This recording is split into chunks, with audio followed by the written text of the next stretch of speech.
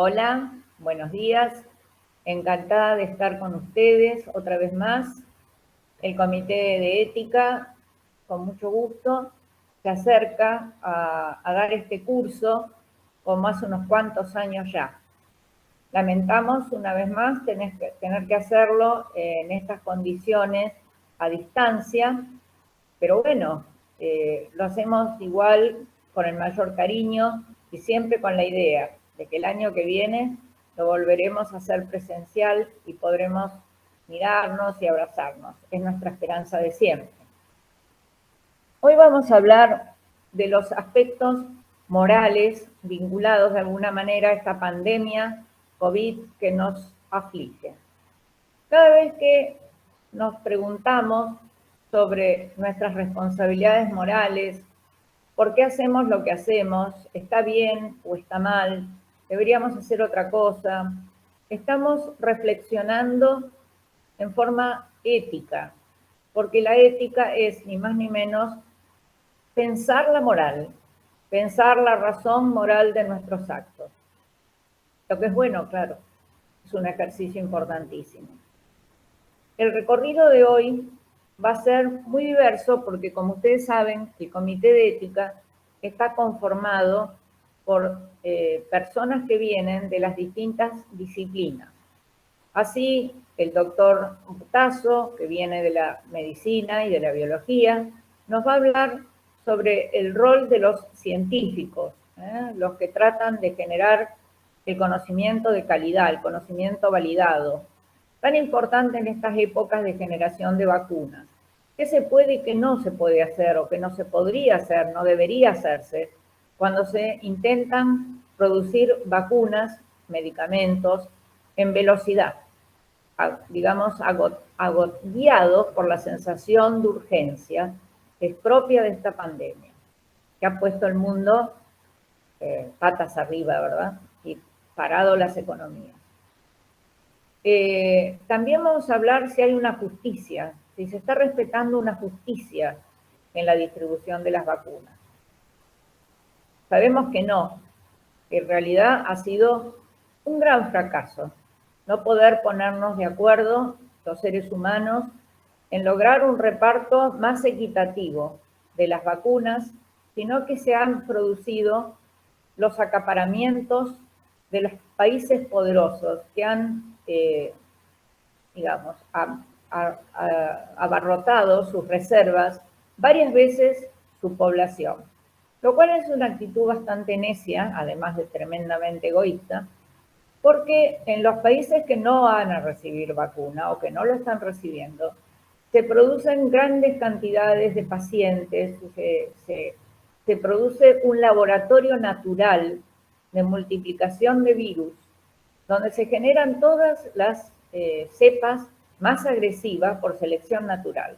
Fíjense, más contagiosas. Fíjense ustedes el rol de Brasil o el rol de la India en la aparición, por ejemplo, de esta nueva cepa que nos tiene a todos tan preocupados, ¿no es cierto? Por su extrema contagiosidad. Y no sabemos todavía qué puede llegar a aparecer en los países de África, donde algunos no han recibido ninguna dosis de vacuna y lo mismo sucede en algunos países americanos. Nos hemos mostrado nada solidarios, no hemos aprendido muy poco, hemos aprendido de las tragedias del pasado. Porque saben ustedes, las pandemias no son algo nuevo. Esta pandemia no es la primera, ni mucho menos que haya pasado el mundo. Ha habido otras peores que esta, infinitamente peores, pero hay una característica que las hace especiales. Los medios de comunicación masivos, que instantáneamente traen información, que no necesariamente está chequeada, sino que es contradictoria, puede ser falsa, puede ser intencionalmente falsa. De eso también vamos a hablar. La experta en comunicación nos va a hablar de esta historia. Los psicólogos van a aportar el tema del sufrimiento. ¿Cómo nos ha afectado la situación muy novedosa que por primera vez no podemos consolar a nuestros enfermos, a nuestros moribundos, No podemos despedir a nuestros padres, a nuestros hijos. Es una situación muy nueva. Nunca antes, o casi nunca antes, tal vez con el ébola, pero fue una experiencia parcial, poco conocida, en un país del cual tenemos poca información en África, ¿no? Una información tan masiva como ahora en las escenas desgarradoras que hemos presenciado. También vamos a hablar de la situación de los dilemas y las opciones éticas en tiempos de pandemia, que es un poco lo que estamos hablando ahora, pero referidas a los niños. ¿Cómo han afectado estas situaciones a los chicos, no? Y si el poder del Estado, el Estado que nos tiene que proteger, puede vulnerar los efectos, los derechos personalísimos, ¿no?, de los chicos y de los adultos también. Son los derechos que hacen a la integridad, que es lo más profundo de nuestros derechos, los derechos personales, los que afectan a nuestra propia naturaleza humana y nuestra ontológica fragilidad. Eso es un core que debería ser inviolable para el Estado, pero a veces el Estado protector es un verdadero leviatán, que ya lo había previsto Hobbes, un Estado capaz de aplastarnos a veces en nombre del bien común. De todo esto vamos a hablar y vamos a esperar, digamos, que se geste con esto, que es lo que siempre buscamos, un espacio de reflexión, un espacio para pensar, para detenernos un momento en el ajetreo diario y poner nuestra mirada en estas cuestiones que son, pese a que a veces no las miramos, centrales. Muchísimas gracias y espero que sea tan fructífero como nosotros esperamos. Un beso a todos.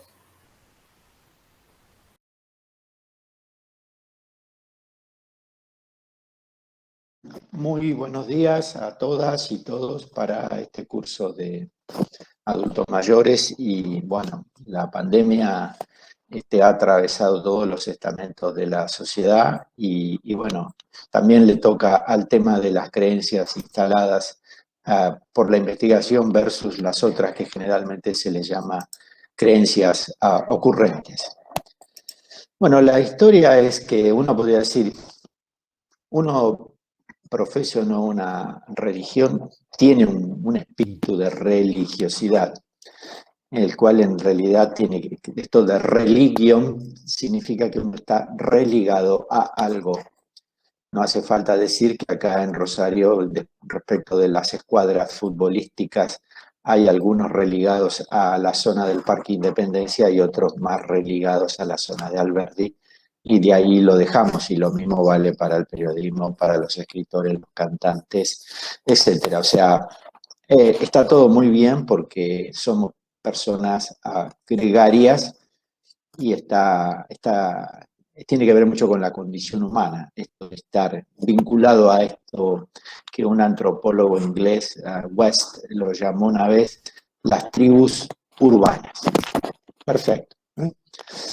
Y son una variedad de creencias con las que nos sentimos, por su parte, muy involucrados, y seguro que vamos a argumentar por qué nos gusta tal escritor, por qué nos gusta tal cantante, por qué nos gusta tal equipo de fútbol, y vamos a argumentar con una serie de cuestiones y lo vamos a sostener, y las discusiones pueden ser muy encendidas, porque bueno, uno está muy involucrado, muy metido en esa historia de la creencia, y aparte está perfectamente sabido que el ser humano no le agrada perder discusiones. Si va al rodeo, en realidad quiere salir ganador. No, de eso no caben dudas.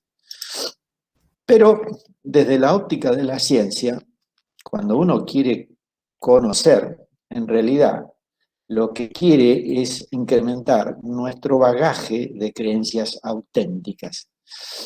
Si ustedes me dicen, ¿qué vendría a ser entonces la investigación? Mire, es aumentar el número de creencias epistemológicamente justificadas.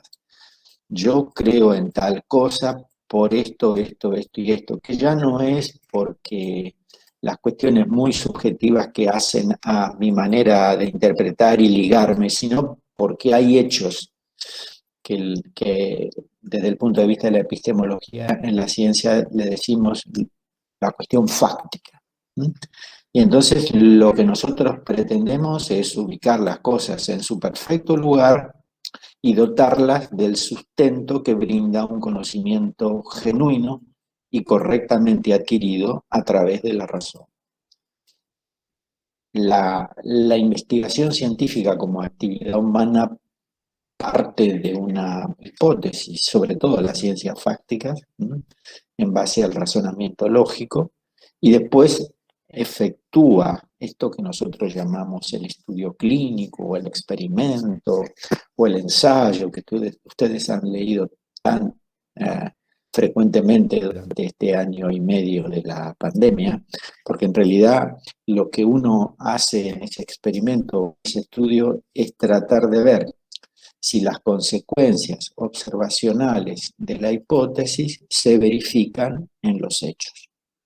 Entonces, si lo que yo pensaba se ha dado en esos hechos, pues estoy en condiciones de decir que mi hipótesis ha sobrevivido al intento de ser refutada y la sigo preservando, sigue en pie.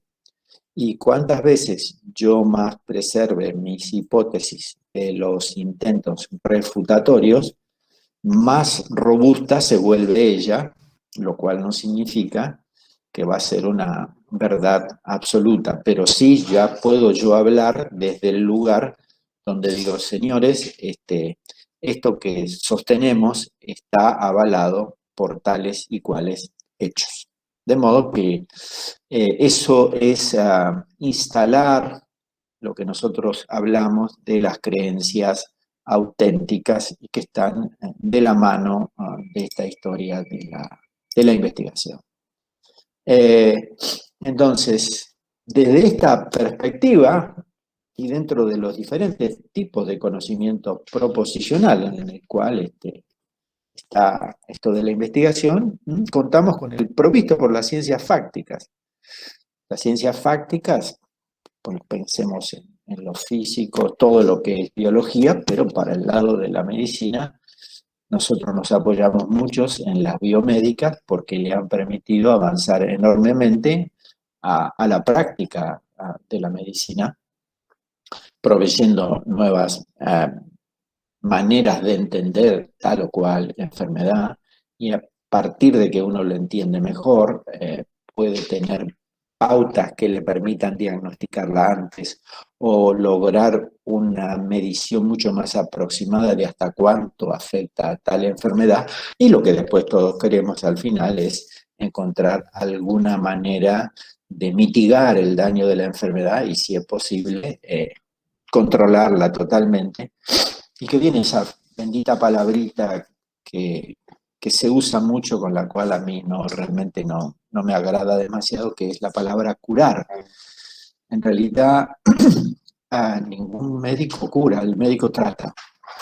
Quien se cura es el paciente, en todo caso, con las fuerzas internas que él tiene de su cuerpo para lograr la curación, y lo que hace el médico apoyando es fomentarlo, hacer que esas fuerzas curativas se encaminen por la buena senda, pero si no seríamos como que ponemos la mano encima de los enfermos y ya está curado. No es así. Nosotros tratamos, no curamos. Bueno, entonces, a partir de tal o cual problema que tiene que ver con esta enfermedad, pongámosle este bendito o maldito COVID, uno formula una hipótesis, hipo que está debajo, o sea, hipótesis tendría que ser un supuesto, conjetura anticipada, de la cual yo digo, vuelvo a la carga, se deducen las consecuencias observacionales a ser contrastadas en un riguroso experimento o estudio clínico que a la postre posibilitará rebatir el presupuesto, en cuyo caso, si no es rebatido, será aceptado. Vamos a hacer un ejemplo.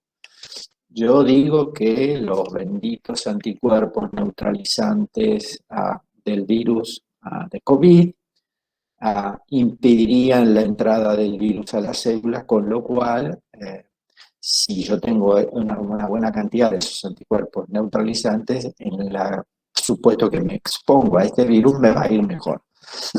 Y después digo que una buena manera de inducir anticuerpos neutralizantes en las personas que están infectadas es vacunándolos. Entonces, armo dos premisas, ¿eh? Los anticuerpos son protectores y la vacuna induce anticuerpos. Consecuentemente, los vacunados van a tener menos riesgo de infección. ¿Y cómo va a ser el estudio? Comparar vacunados respecto de no vacunados en la tasa de infección por COVID. Ese es el estudio, que en realidad no es un experimento, bueno, en parte sí lo es, pero nosotros a eso lo llamamos ensayo clínico. Bueno, si las consecuencias observacionales, si los que han recibido la vacuna tienen menos niveles o tasas de infección, la hipótesis, su enunciado se corroboró y yo la acepto, la tengo en cuenta. Digo, miren, esta hipótesis salió indemne ante el desafío de la confrontación y bueno, no ha sido lastimada. Cuando las hipótesis sobreviven a reiterados intentos refutatorios, cobran más consenso, ingresan a lo que decíamos antes, terrenos de explicaciones robustas, con grandes chances de lograr ciudadanía en la comunidad científica. Si hago un estudio, volviendo al tema de las vacunas, si uno lo hago en la China, otro lo hago en el Medio Oriente, otro lo hago en Europa, otro en América Latina, otro en Estados Unidos, y en todo más o menos la tendencia es la misma, empiezo a decir, che, vos sabés que parece ser que esta vacuna protege con algunos, no exactamente con la misma cifra, pero más o menos todo va en la dirección de protección. Me parece que podríamos otorgarle una cuota de confianza a esta historia de aplicar tal o cual vacuna, de la cual no vamos a poner ningún nombre ahora porque a nosotros no les hacemos propaganda ninguna, no tenemos ningún conflicto de intereses, no trabajamos para ninguna de estas industrias farmacéuticas, en eso estamos muy de afuera mirándolo desde el balcón, no deambulamos por la avenida. Pero sí decimos que no son leyes ecuménicas para todo tiempo, circunstancia y objetos pertinentes.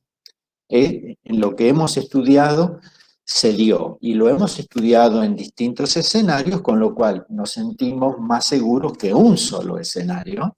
Si hubiese sido solo un estudio, pónganle ustedes en Kuala Lumpur, no es lo mismo que si lo hubiésemos tenido Kuala Lumpur, Tokio, Wuhan, Bombay, Dakar, qué sé yo, un país europeo, Brasil o Perú o Colombia, Estados Unidos. Eso ya es otra historia. O sea, son en distintos escenarios, con lo cual se vuelve más fuerte la hipótesis y lo que ofrece esa hipótesis, en el sentido de que si esto se corrobora, tendríamos una herramienta que nos permite un mejor control de esta pandemia. De modo que eso es ir ganando sustento en esto que decimos de nuestras creencias. Entonces, cuando yo vaya a discutir, o no discutir, debatir, reflexionar, voy a poner sobre la mesa los hechos que avalan lo que digo. Y bueno, y en el momento que esto no se siga dando,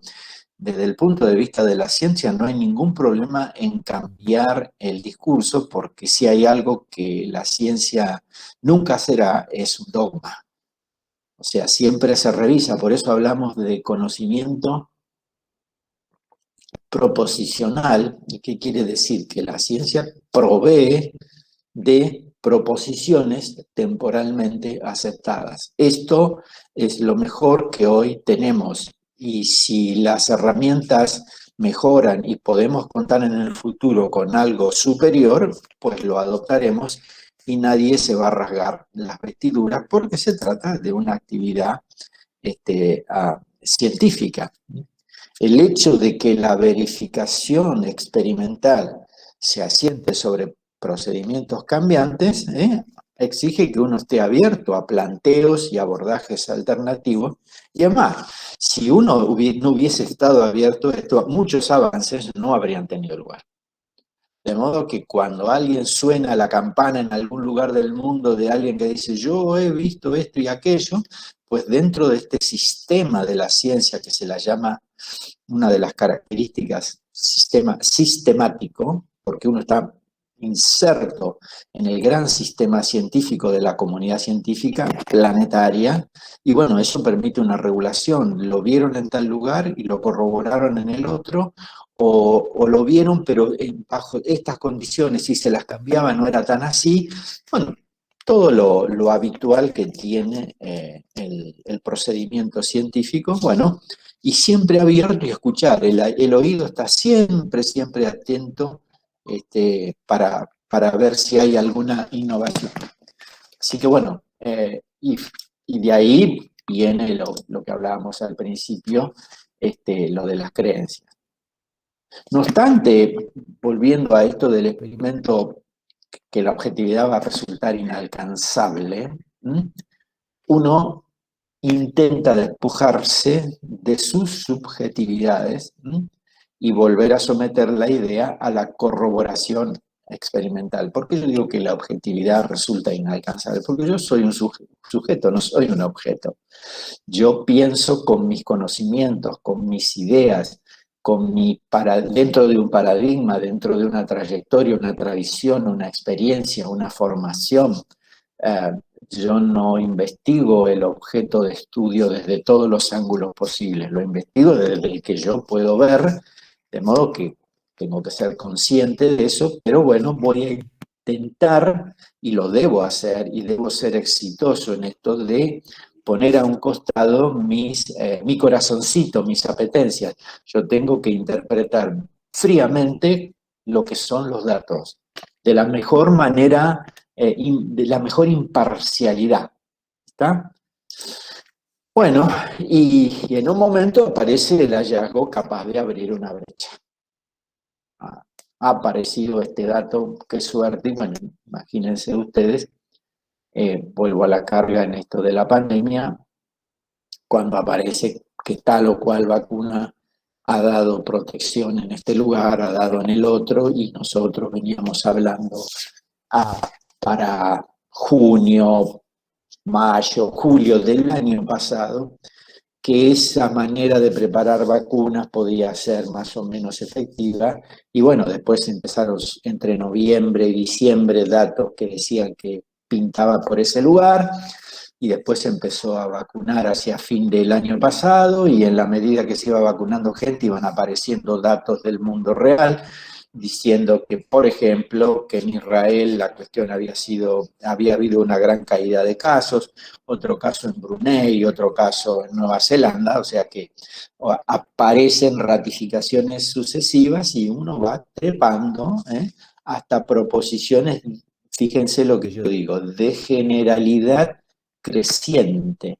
No estoy hablando de totalidad, estoy hablando de la generalidad creciente, se expande lo que nosotros llamamos la base empírica, o sea, los datos van y van reforzando, digamos que uno camina por un tablado que está bastante bien clavado en la base, que las tablas no se mueven, con un alto grado de probabilidad explicativa, en la cual se van consolidando zonas de gran luminosidad y donde uno se siente más seguro de lo que sale a decir. De modo que,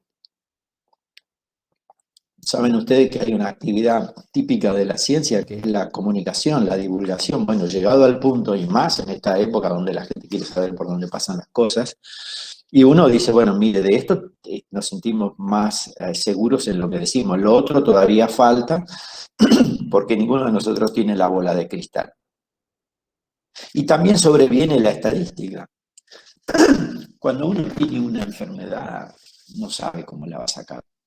Y entonces generalmente se liga a los datos de la estadística. Bueno, yo digo, en el caso de COVID, el 80% hace una forma leve, un 10 a un 15% hace una forma moderada y un 5, un poco más, según los casos, hace una forma severa. Entonces, en el momento que yo tengo eso, pienso en esa estadística y después sigo. Bueno, todo eso también tiene que ver con el conocimiento científico, que tiene más características en ese caso de descriptivo que de explicativo.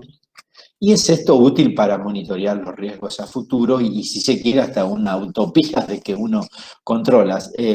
Hay un viejo dicho en investigación que dice, después de la incertidumbre viene la estadística, para atemperar la angustia que obviamente produce el hecho de estar enfermo, ¿no? Y bueno, todo eso visualizado como una empresa colectiva y supraindividual libre de superhéroes. La ciencia es un sistema llevado a cabo por una enorme cantidad de seres humanos que forman parte de la comunidad científica internacional y está muy bien esto de superhéroes. Acá no tenemos nosotros como en las Olimpiadas medallas de oro, de plata y de bronce. Hay muchas buenas medallas haciendo el trabajo, porque aparte es imposible que del lado de la ciencia, donde uno se confronta, en el caso de la medicina, a problemas planetarios, que la solución esté en un solo lugar. No es generalmente así. Sí hay brechas que abren un nuevo camino y que a lo mejor vienen de un solo laboratorio y después de unos cuantos años, cuando vemos que realmente ha sido así, cerca del mes de noviembre nos enteramos que fulano de tal o fulana de tal ha recibido el premio Nobel y nos parece muy bien y lo premiamos porque ha sido una gran contribución, pero es una empresa colectiva y supraindividual, subsumida en un sistema que tiene una unidad ordenada, donde los nuevos conocimientos se van incorporando y relacionando con los ya existentes, siempre bajo el análisis crítico del método. Por eso tenemos método, y un método en el cual uno no se puede apartar, y método del griego quiere decir camino. Un camino para estar seguro de que lo que decimos que vamos expandiendo nuestra frontera de conocimiento se ha logrado con legitimidad. Y entonces uno dice, piso sobre un lugar donde la tierra no se mueve. Y entonces vuelvo a la palabrita del principio de la creencia. Pues yo creo en esto por tales y cuales razones, hechos, demostraciones, corroboraciones, ratificaciones, etcétera, etcétera. Entonces, es una estructura impersonal que a la vez es la sumatoria de muchos esfuerzos individuales, gracias a la cual todos estos esfuerzos conocemos mucho más que nuestros predecesores y nos planteamos preguntas que antes no había en un contexto que no es ahistórico ni valorativamente neutro. Vuelvo a la carga.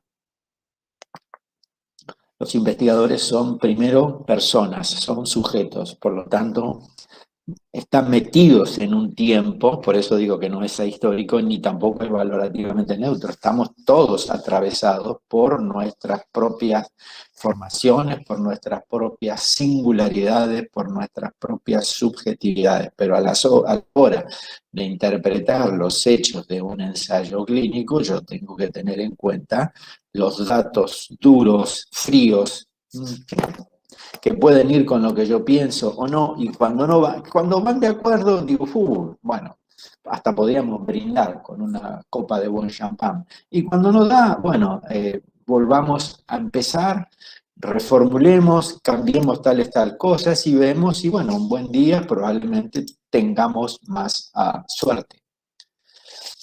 Entonces, cuando llega un punto donde la evidencia se torna, evidencia el video de ver, se torna consistente, la hipótesis se deja de someter a ulteriores contrastaciones y el conocimiento sirve para el desarrollo de herramientas prácticas. Ahora lo pasamos en limpio. Si yo en un ensayo de vacunas veo que en tales ciudades, tales países, esto ha sido así, no sigo haciendo eso. Ya tengo suficiente evidencia y ¿qué hago? Voy a agencias reguladoras internacionales, que ustedes han leído que está la FDA, que acá en Argentina está la ANMAT, que en Europa está la EMA, de aquí de allá, y pido la licencia. Y entonces lo incorporo a ese conocimiento, a esa herramienta, en algo que a mí me permite intervenir sobre esa cosa tan preocupante que en este caso es COVID, porque el título de la conferencia era a propósito de la pandemia. Ahora, ese dato de la investigación corroborado en distintos escenarios y varias veces me da el sustento y salgo a la carga. En el caso de la medicina, pauta de control para enfermedades, hasta que un nuevo avance nos proporcione un instrumento mejor. Supongamos que nosotros tuviésemos el año que viene una vacuna en la cual la podríamos dar por aerosoles, en vez de andar metiendo el pinchazo ahí en el brazo, y eso da la misma protección o superior, pues nos olvidaremos de los pinchazos y aplicaremos los aerosoles, que va a ser mucho más fácil, mucho menos fastidioso, hasta es probable que tenga una menor cantidad de partículas virales, etcétera, etcétera. O sea, esto, en la investigación había un programa de música hace muchos años, muchas décadas, de Al Johnson, que cuando él terminaba el programa decía, lo mejor viene mañana. Bueno, en la investigación es así, lo mejor viene mañana. Va a ser, los avances que tengamos en el futuro van a ser mejor que los de hoy, y bueno, y lo que será en el 2022 nunca será tanto como en el 2024 o 2025. De modo que hasta que un nuevo avance nos da un instrumento mejor, lo adoptamos, al que utilizamos le damos las gracias, muy agradecidos por los servicios prestados, pero ahora tenemos un nuevo socio, y bueno, y todos contentos. Y como una suerte de transposición, estos desarrollos terminan instalando sus propias creencias. Entonces, cuando yo voy al terreno de la confrontación, de la discusión científica, quiero poner una palabra discusión, no en el sentido de esto que la gente dice, están discutiendo, se están peleando. No nos estamos peleando. La discusión científica es poner los hechos y decir, bueno, esto está a favor, esto está en contra, esto llega a mitad camino, el otro. Eso es el discutir, el discurrir científicamente y finalmente llegar a instalar lo que nosotros decimos las propias creencias, ¿no? Un hecho ligado a la relación entre una proposición y el estado de las cosas, que también algunos lo dicen la verdad por correspondencia, o sea, como esto se da en función de lo que sostengo, tengo que poner esta palabrita que, bueno, se usa tanto y que dentro de la ciencia es una palabra que a uno le da una suerte de escozor, ¿verdad? Porque en la ciencia no hay verdades, lo que hay son certezas y hay certezas que se vuelven a corroborar y tienen un olor interesante a verdad, pero la ciencia se maneja con lo que se llaman verdades a posteriori, o sea, se tienen que corroborar y volver a hacer, a diferencia de lo que nosotros diríamos verdades a priori. Una verdad a priori es que esta tarde, pasada las 6 de la tarde, se va a empezar a poner oscuro. No hay que hacer ningún experimento, eso va a ser.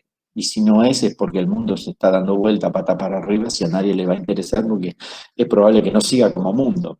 Pero quede claro que las creencias basadas en hechos científicos son creencias que no tienen ese nivel de verdad a priorístico que en verano hace más calor que en invierno.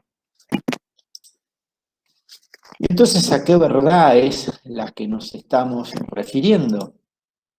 a la científica, que no tiene cabida para los acostumbrados Dixit, olor dogmático. No, aquí no hay nada de eso. Provisoria, puesto que la ciencia nunca se detiene, prosigue sus investigaciones con el fin de comprender mejor la realidad, en el supuesto de que toda esa realidad se puede entender perfectamente. Pero bueno, sigamos con la esperanza de que eso es posible, porque en ese andar cada vez lo vamos, por así decirlo, comprendiendo un poquito mejor, lo que no es poca cosa. Y una verdad que acarrea la fortaleza de su carácter aperturista y revisionista, con un oído siempre atento a disonancias que nos preservan de caer en las encerronas de lo aparentemente imperturbable. Lamentablemente han habido, habrá, cosa que a uno no le agrada, dentro de la comunidad científica, algunos pocos investigadores que sostendrán que tal o cual cosa ha sido totalmente descubierta, aclarada, que ya es totalmente la verdad y que casi es un hijo de ellos esa verdad. Bueno, pero no, eso es también una encerrona dogmática en la cual no hay que caer y es, bueno, es la condición humana. Uno tiene una suerte de predisposición a decir, mira, esto es así, se acabó y la otra cosa mariposa. En el caso de la ciencia nunca se redondea porque hay 8.000 millones de habitantes en el mundo y seguro que va a haber algo que no encaja en la letra fina que ya ha sido escrita y que lleva a decir, mirá que en todos los escenarios puede que no sea así y uno se lo tiene que replantear. Y bueno, y si de enfermedades se trata, más aún, porque están atravesadas por las historias del paciente, sus experiencias, su cuerpo físico y emocional, que en su conjunto hacen una gran singularidad donde la parte que aporta la ciencia es el pedacito que explica, pero una enfermedad tiene un quiebre que es en el cuerpo físico, psicológico y también en el eje de los valores, en el axiológico. De modo que lo que la ciencia puede aportar es a ese pedazo de la carne, a ese pedazo biológico, pero toda la otra cuestión psicológica, axiológica, no la puede explicar. Y cómo la persona interpreta o cómo toma debida nota de la enfermedad es una historia que va mucho más allá de lo que es la ciencia. Y si uno quisiera explicarlo todo desde el lado de la ciencia, en realidad se pondría en una postura muy cientificista, el cual no sé cuánto bien le hace para entender este gran problema. Y es allí donde entonces entran en escena para asistirnos con sus herramientas bien ganadas a la hora de efectuar las recomendaciones desde ese lado biológico. Yo digo, desde el lado biológico, que si uso el barbijo en los lugares cerrados y mantengo la distancia, la chance de reducir la contagiosidad de COVID está por lo menos en un 85%. Y eso es un dato que lo tengo hecho de estudios llevados a cabo en más de 100 países. Después va a venir toda otra historia que ustedes me van a decir, ¿por qué eso no se obedece? ¿Por qué no se hace tan así? Porque, bueno, aparece otra historia que tiene que ver, que es ya por fuera de lo científico, e incluso con esta evidencia con la cual es sólida para sentar una creencia del barbijo y la distancia es buena. Sin embargo, va a haber gente que la resiste, ni hablar de aquellos que van a negar que las protecciones por las vacunas no son ciertas, etcétera, etcétera, todo lo que tenemos, ¿no? Pero bueno, volviendo por ejemplo al caso del distanciamiento y del barbijo, es una corroboración que se dio en tantísimos lugares que nosotros decimos, bueno, esta instancia tiene una gran densidad óntica, ¿sí? Donde tomo todos los elementos en cuenta, porque los vi en muchos lugares y puedo ir a dar una respuesta a esa pregunta final, qué recomendar, qué se debe hacer para este paciente en particular. Y por eso puedo decir, ¿qué recomendar? Bueno, voy a recomendar la distancia y el barbijo. Y los que ya están enfermos, bueno, porque se lo agarraron igualmente, bueno, cuando ya tenga COVID, si es un COVID que tiene algún proceso inflamatorio importante, voy a tener que usar un antiinflamatorio, de los cuales hay algunos que ya han demostrado muy bien, como los glucocorticoides, y ahí, ¿por qué? Porque tengo muchos y muchos datos para decir, pero tengamos presente que hay toda una cuestión mucho más extra biológica que la ciencia no ha abordado esas cosas, y no porque no las haya abordado son menos importantes. Bien. Entonces, la medicina como una unidad de conocimiento teórico-práctico, abocado a la enfermedad, recurre entonces a una serie de elementos claves para hacer frente a esa complejidad de cada situación. Si no, sería nada más que fármacos, pastillas, inyecciones, tratamientos, sanatorios y nada más que eso. Hay un conocimiento, totalmente.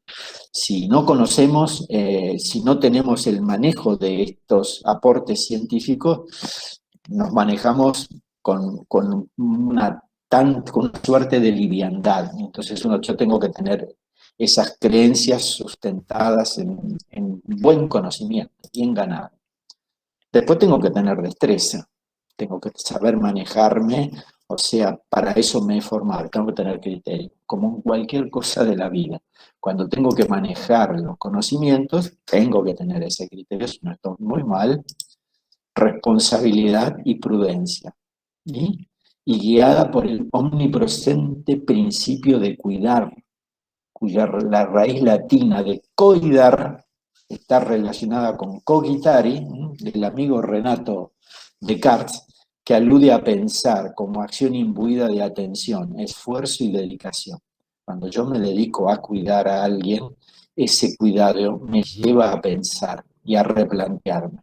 Y entonces en ese replanteo seguro que voy a recurrir a cuánto hay de conocimiento seguro y bien ganado para decir, estas creencias están muy bien validadas, si no las conozco, mal para mí y peor para el paciente. Bueno, y en este marco vino a fustigarnos la pandemia, que por momentos nos retrotrae algunas peripecias que ya las pasamos, por ejemplo, en el caso de la infección por VIH, que yo me las acuerdo por haber vivido. Entre tantos devaneos, se decía que la gente no moría de SIDA por el virus del SIDA, sino que enfermaba y fallecía por alimentos contaminados con hormonas, por gases cancerígenos de los automóviles, por uso excesivo de antibióticos, por tóxicos ligados a estilos de vida antinaturales, al agotamiento de la capa de ozono, a los fármacos antivirales, y todo en el marco de una aborrecible sociedad de consumo. Hubo lugares del mundo, los cuales no vamos a decir precisamente dónde fueron, donde se dijo que en realidad a la población la mataban los antivirales contra este virus, y no el virus. Y dejaron de dar esos tratamientos. Y en algunos lugares de esos sitios del mundo falleció casi el 80% de comunidades de SIDA. O sea, hasta que se quedó claro que el virus mataba lentamente, 2 a 3 años con la inmunodeficiencia, y que evidentemente que aquellos que no habían tomado los antivirales como para bajar la carga viral eran los que definitivamente terminaban muriendo, mientras que aquellos que sí adherían a los tratamientos, la carga viral caía, los linfocitos no caían, no se les complicaba con infecciones y el SIDA pasaba a ser una enfermedad crónica. Bueno, estos fueron por lo menos, todo esto que contamos, fueron cerca de 10 años de gente que lo negaba, que iba en contra de los tratamientos y que hubo que salir a decir, miren, las cuestiones no son así, los hechos no apuntan en este lugar, de modo que se reeditan en otros escenarios, con otros actores, se reeditan las mismas prácticas y una práctica tan conocida que es la negación, ¿no? Entonces, sin ánimo de restarle trascendencia, que todo esto no lo sabemos, que no son cosas buenas, la capa de ozono, el uso excesivo de antibióticos tóxicos a los estilos de vida, nadie le quita eso. El HIV se las arreglaba por sí mismo para llevarlos a las inmunodeficiencias. Y aún así, muchas personas seguían aferradas a esa suerte de cerrazón, cuya explicación, a mi modo de entender, y que también vale para hoy, ¿no?, radica en apartarse de la reflexión y la aprehensión requerida para juzgar los hechos de una manera correcta y desapasionada. Yo tengo que mirar los datos que hay adelante, pongo mis apetencias a un costado para tomar la mejor decisión hoy en 2021, agosto, cerca de la primavera. A ver qué hago por todo lo que tengo, y tengo que hacer una reflexión en todo lo que manejo, mi conocimiento, mi criterio, mi destreza, mi buen proceder, mi buena recomendación, y entre todo eso, en qué creencias a mí me dicen vale la pena que creas en esto porque se sostiene por esto y aquello. Bueno, a COVID le calza este zapato de los infortunios, y no me voy a poner a decir todo lo que ustedes han escuchado de memoria, de todo lo que se rebate. A mí me tocó ver anoche un video precisamente donde hay alguien en un lugar del país donde dice que las vacunas tienen el óxido de grafeno y por eso dan la imantación. Todas ideas tan desafortunadas, no tiene nada de eso. Después nos habían dicho que había un chip para controlar no sé qué cosa. Vean, las agencias reguladoras tienen en sus manos, en los dossiers, todo lo que contiene el producto. No es algo que uno se lo puede callar, porque hay una cosa de la ciencia que se llama la reproducibilidad. Me tenés que decir cómo lo hiciste porque yo quiero ver si haciéndolo así se da, etcétera, etcétera. Y además, esas agencias reguladoras, de no proceder de esta manera, caerían en una trampa en la cual después no se puede salir, y estas agencias reguladoras tienen haciendo este trabajo más o menos unos 70, 80 años. De modo que hay toda una tradición de ciencia dura muy exigente del control.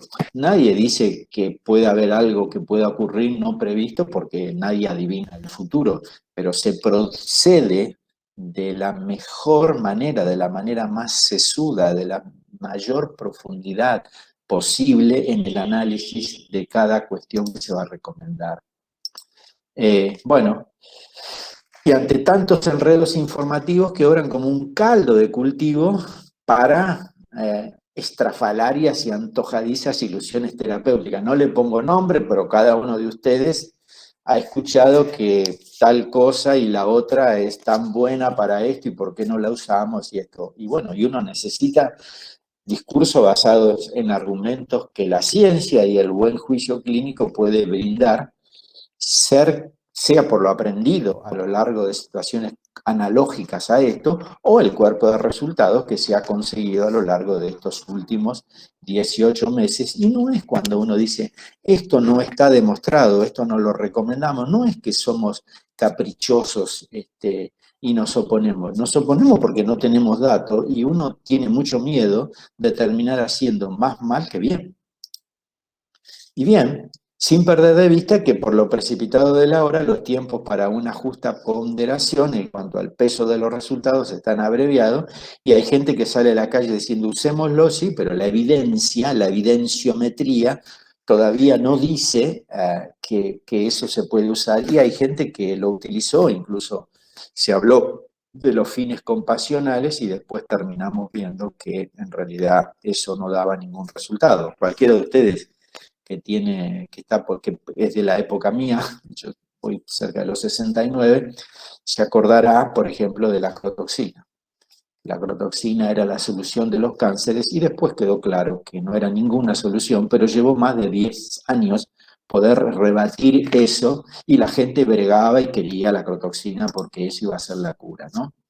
Y bueno, en este orden de cosas, por suerte, también hay un esfuerzo mancomunado y globalizado de investigadores básicos y clínicos que pelean para poner respuestas sensatas y valiosas ante esta amenaza, que si bien no es lo terrible que podía haber sido la peste bubónica, el cólera o el SIDA, o sea, si el SIDA hubiese aparecido un siglo atrás donde no había antivirales, el SIDA está en condiciones de producir el deceso más o menos en 2 o 3 años del 80% de los infectados, de modo que COVID al lado de eso es un cuento de hadas, por así decirlo, ¿no?